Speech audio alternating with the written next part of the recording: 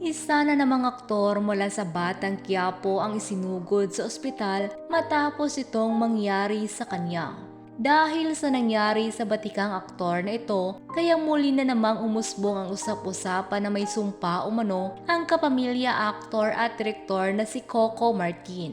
Lingid kasi sa kaalaman ng marami, ilan sa mga artista na nagkasakit at pumanaw ay lumabas muna sa mga teleserye ni Coco.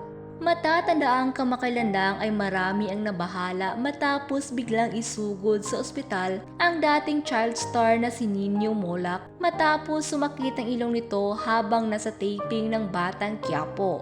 Pero lingid nga rin sa kaalaman ng marami, may isa pang kasamahan si Nino na isinugod din sa ospital kamakailan. Ibinalita mismo ng kasamahan din nila ang nangyari sa batikang aktor.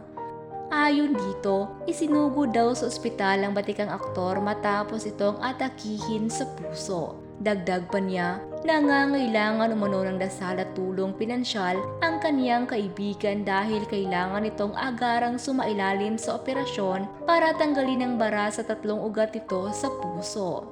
Dahil sa nangyari sa aktor, isang netizen nga ang nagkomento na baka may sumpa raw sa Direk Coco. Bago kasi maospital ay lumabas muna sa Batang Quiapo ang batikang aktor na gumanap bilang si Colonel Suarez.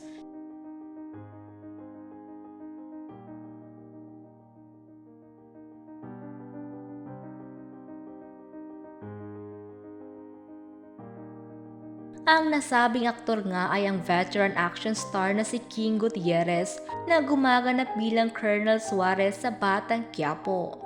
Sa sunod-sunod na Facebook post ng kasamahan nilang aktor na si Dindo Arroyo, ipinaalam niya na kasalukuyang nasa Philippine Heart Center sa East Avenue, Quezon City si King.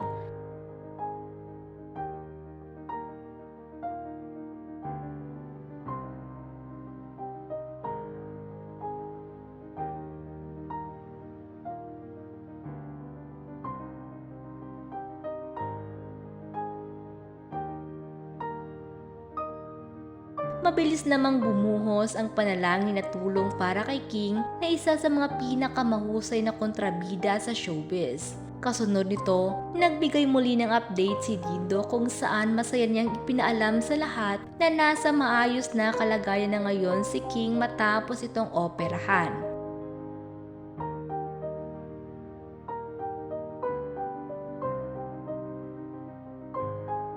Samantala sa ngayon nga ay wala pa namang reaksyon si Direk Coco sa mga nagsasabing may sumpa raw siya at ang kaniyang mga teleserye.